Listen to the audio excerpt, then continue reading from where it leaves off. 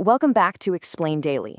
Okay, let's dive into this because we are looking at a highly urgent and rapidly developing situation unfolding right now in North Africa. We've got a massive search and rescue operation currently underway for two American service members who've completely vanished during a major overseas deployment.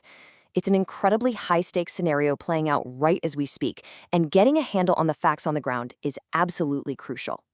So as you can see right here, two U.S. Army soldiers are currently unaccounted for off the southern coast of Morocco. And I want to be super clear right off the bat, this isn't a drill. It's not some planned, simulated part of their deployment.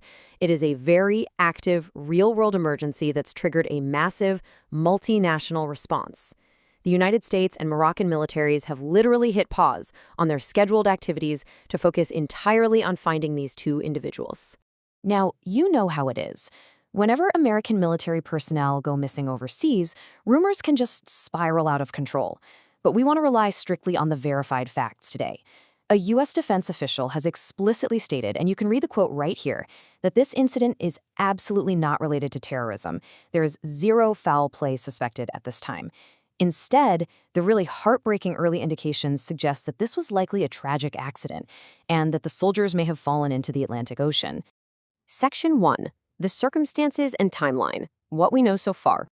To truly grasp the logistics of this search, we have to trace their last known movements. So here's the timeline from this past Saturday. During the daytime, the scheduled military exercises had officially wrapped up for the day. These soldiers were off duty. In the evening, they decided to go on a recreational hike near the sea cliffs.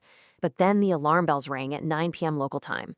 Military officials were conducting a routine base-wide head count, and, well, that's exactly when they realized the two men were missing. Throughout the night, helicopters were heard circling the area, and by Sunday morning, a massive joint search and rescue operation was in full swing. Looking at this map, and it's important to note this visually reflects official U.S. recognition of the borders, including the Western Sahara, you can really see what the search and rescue teams are up against. If you look at the Cap Draa Training Area outside the city of Tonton, it's just an incredibly harsh and unforgiving environment.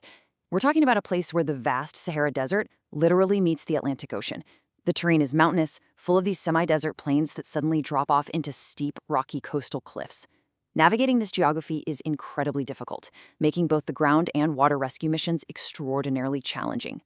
Section 2. Operation African Line Context. Let's move to and see how this builds, focusing on why the troops were in Morocco in the first place. You might actually be wondering, why are thousands of American troops stationed out in the Moroccan desert anyway? Well, 7,000. That is the sheer number of military personnel involved in this year's exercise. It's a staggering logistical feat. We have thousands of troops out in this vast desert landscape. But think about this. The sudden disappearance of just two soldiers has essentially brought this enormous, sprawling war game to a complete halt. It really showcases how every single individual life is prioritized.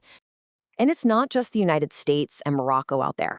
Personnel from over 30 different nations are participating in these exercises. That number really highlights the massive international footprint currently in the region, bringing together NATO allies and African partner nations all in one place. Operation African Lion has actually been running since way back in 2004. It is the absolute largest annual joint military exercise that the U.S. conducts anywhere in Africa. Now, while the missing soldiers were in Morocco, the overall operation is actually hosted across 4 countries: Morocco, Tunisia, Ghana, and Senegal. The core aim here is to strengthen regional security, refine global crisis readiness, and train for modern warfare across land, sea, air, and even cyber domains. The whole shebang runs from April right through early May. And the driving force on the American side is AFRICOM. That's the United States Africa Command, which is one of the Department of Defense's 11 Unified Combatant Commands. They are the lead organizers of African Lion. Understanding AFRICOM's role is absolutely essential here because they're the ones who immediately had to pivot their vast resources from a standard training mindset straight into a real-world life-or-death rescue mission. Section 3. Massive Joint Rescue Effort. U.S. and Moroccan forces mobilize. Now, what's really interesting about this slide is seeing exactly what happened when those two soldiers didn't report back for that 9 p.m. head count. Both American and Moroccan forces mobilized instantly. There is an incredible diversity of multi-domain assets deployed across land, air, and sea right now. Out on the water, you've got a Royal Moroccan Navy frigate combing the shoreline. Up along those perilous drop-offs we talked about earlier, specialized Moroccan cliff climbing teams and divers have been dispatched into some seriously hazardous terrain. In the air, U.S. CH-47 Chinook and Moroccan Puma helicopters are flying search grids, while high-tech reconnaissance drones scan the coast. And on land, joint ground units are just constantly widening that search perimeter. It is literally an all-hands-on-deck emergency response. This joint response is a really powerful testament to the relationship between these two nations. Like military officials noted right here, the massive scale of the response truly reflects the deep operational coordination between Rabat and Washington. I mean, these militaries were out there specifically to practice interoperability in a simulated crisis, right?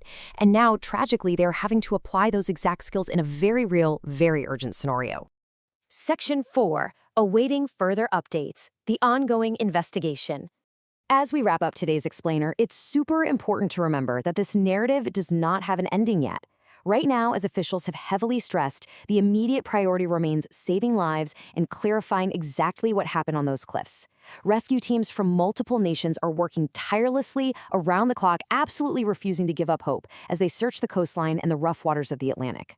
Our thoughts are, for sure, with the missing soldiers, their families, and all the dedicated teams out there looking for them. So the crucial point is this. While military exercises like African Lion are designed for hypothetical conflicts, they forge real bonds that become an absolute lifeline when tragedy strikes. As these allied forces unite in this massive search effort, it really forces us to ask, what does an operation like this reveal about the essential nature of global military partnerships when actual human lives are on the line? We are going to continue to follow this developing story closely and provide updates as the search continues. Thanks so much for tuning in to this Explain Daily Explainer. We'll see you next time.